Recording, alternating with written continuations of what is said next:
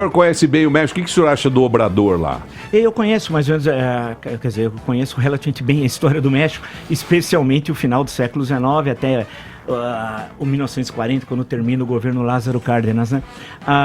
E acompanho, porque eu leio algumas revistas, publicações mexicanas aí, tem uma revista semanal muito boa chamada Letras Libres, que é aberta.com, vale a pena quem quiser ler, acompanhar um debate de cultura, literatura, história e política. O López Obrador, ele veio, a origem dele é lá atrás, é o PRI, Partido Revolucionário Institucional. Que depois que ganhava sucessivas eleições, todas fraudadas, até perder a eleição para o Vicente Fox já no ano 2000. Aí o PRI, há um racha já no PRI que começa nos anos 80, quando surge o PRD, o Partido da Revolução Democrática, com o filho do Cárdenas, o Cuauhtémoc Cárdenas. E esse PRD depois é uma fusão de vários com partidos de esquerda e de dissidentes do PRI. Aí há um racha dentro do PRD e surge o Morena, que é o Movimento de Renovação Nacional, que é o López Obrador. Ele é de um estado muito pobre, Tabasco, no centro-sul mexicano. Conhece muita história, domina bem a história, mas usa a história sempre no sentido político. Tanto ele diz que o governo dele é a quarta revolução do México e tal. O que é difícil historicamente seja dizer que você é a mudança da história, mas tudo bem, o narcisismo faz parte dos tempos contemporâneos.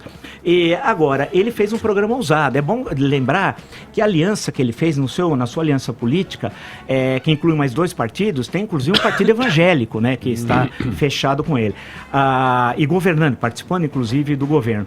O México é um país, apesar de ter algumas coisas, era muito atrasado em relação ao Brasil no campo da moral e tal, mas não é. Hoje metade do parlamento mexicano são mulheres, metade quase do gabinete do López Obrador são de mulheres, né? Então é um país que avançou muito. Na época que eu estive lá, era um país bastante atrasado nessas questões. O López Obrador é de uma esquerda mexicana, que não tem nada a ver com o marxismo, é o produto da Revolução Mexicana, porque a Revolução Mexicana de 1910 e a Constituição de 17 não tem nada a ver com o socialismo marxista, é uma outra coisa.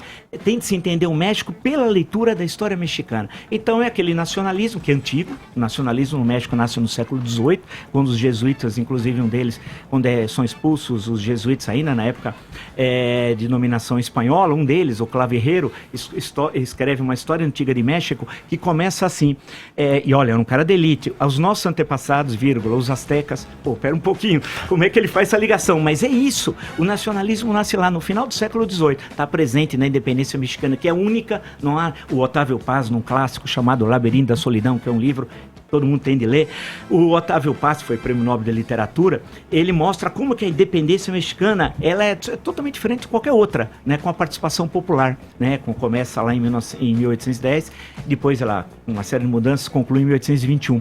Então, o México criou um nacionalismo e a proximidade dos Estados Unidos, é aquela história, né, tão longe de Deus, tão perto dos Estados Unidos, então isso sempre foi um problema, isso nunca foi, porque é bom lembrar que os Estados Unidos invadiu e ocupou 2/3 do território mexicano, né? Você imagina o Brasil perder 5 milhões de quilômetros quadrados, proporcionalmente. Foi o que o México perdeu nas guerras de 46, 48. Antes já tinha o Texas se libertado, daí que o Texas tem aquela bandeira de uma estrela só, que o Texas foi um país independente entre 1835 e 1845, depois que entrou na Federação Americana.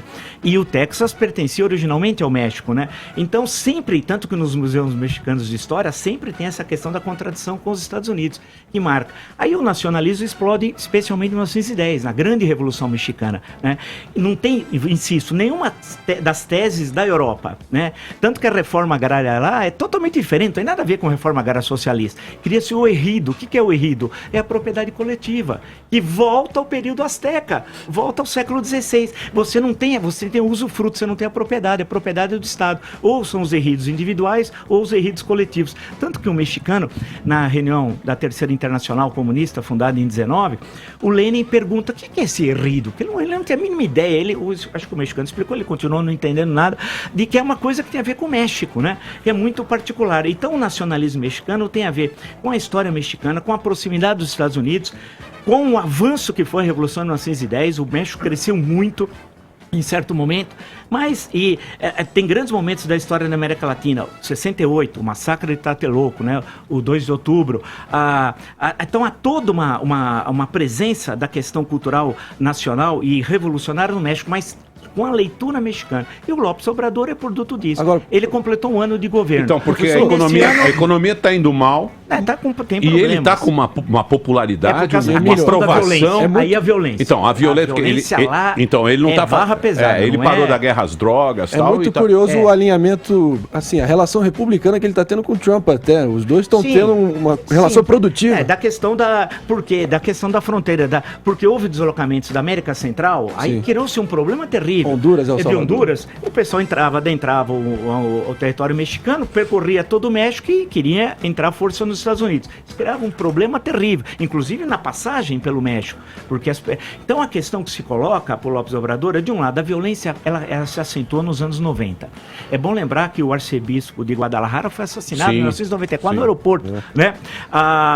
Teve um candidato à presidência também que foi morto. Também, em Tijuana, Luiz Ronaldo Colosio. Nosso querido Luiz Ronaldo Colosio, isso. Ele foi assassinado em Tijuana e tal. Então, que é na Barra Califórnia, na divisa do outro lado é San Diego, né? Então, a coisa toda, a violência, porque nós estamos falando de cartéis de drogas poderosos e que tem um poder, vocês viram recentemente a libertação, né, agora do filho do traficante, o poder de armas que tinha os que atacaram a polícia, que era um poder fenomenal. Né? Próprio umas famílias mormons americanas que foram brutalmente assassinadas também. Recentemente. Então a coisa toda é muito... Então tem essa questão do centro, da região norte, a presença do crime organizado. Do outro, tem problemas estruturais complicados, porque a reforma agrária, naquele padrão da Constituição 17, já deu o que tinha de dar. Tinha de passar por uma reorganização da estrutura fundiária e tal. Tem o NAFTA, o Tratado de Livre Comércio, que entrou em vigência em 1994, criou problemas, né, para a economia mexicana. Já tinha as maquiladoras, etc. Tal, porque é difícil você colocar no mercado comum, entre aspas, Canadá, Estados Unidos e o México. São situações econômicas muito distintas. O pobre se ferra mais. Acaba se ferrando mais. E a questão toda... E o novo acordo que foi instituído agora, nessa semana? Então, que é um pouco... o López Obrador, aparentemente, dava essa ideia de que era um sujeito que não negociava, tal, que não é verdade. Ele tem mostrado nesse um ano. Agora, é que ele tem umas reações, é uma coisa bem... Aí é o caudilismo latino-americano. Ele vendeu avião. Então, tem isso, fez isso, mas é aquela história que o William Faulkner fala num livro lá do sul dos Estados Unidos. O tempo nunca passa, né? O passado sempre está presente. Então o caudilismo na América Latina é uma coisa terrível. Ao mesmo tempo que ele vende o avião e tal, as conferências de imprensa que ele faz todo dia, ele tem atritos constantes com os meios de comunicação, com os jornais, com as TVs. Ele só responde o que ele quer, só ele fala, né? Então, é um problema daquele velho caudilismo, daquela liderança pessoal, não é uma liderança do partido.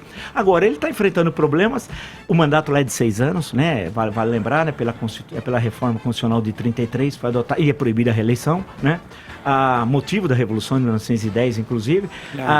Mas a questão é complicada, porque de um lado tem problemas da infraestrutura, problemas graves, passa pela questão agrária, que é uma questão complicada, tem a questão do crime organizado, que é difícil, da corrupção, e essa questão de como se posicionar no mundo, não é só um problema do México, mas é da América Latina, no mundo que acabou a Guerra Fria, que é um problema que a América Latina tem desde a última década do século passado. Como é que se reposiciona no mundo globalizado, e não é mais aquele mundo bipolar, União Soviética e Estados Unidos, que é um mundo muito multifacetado, difícil.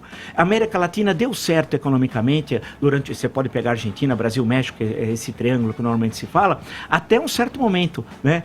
Cresceu muito o México até finalzinho de 70, início dos 80, quando veio a crise da dívida em 82.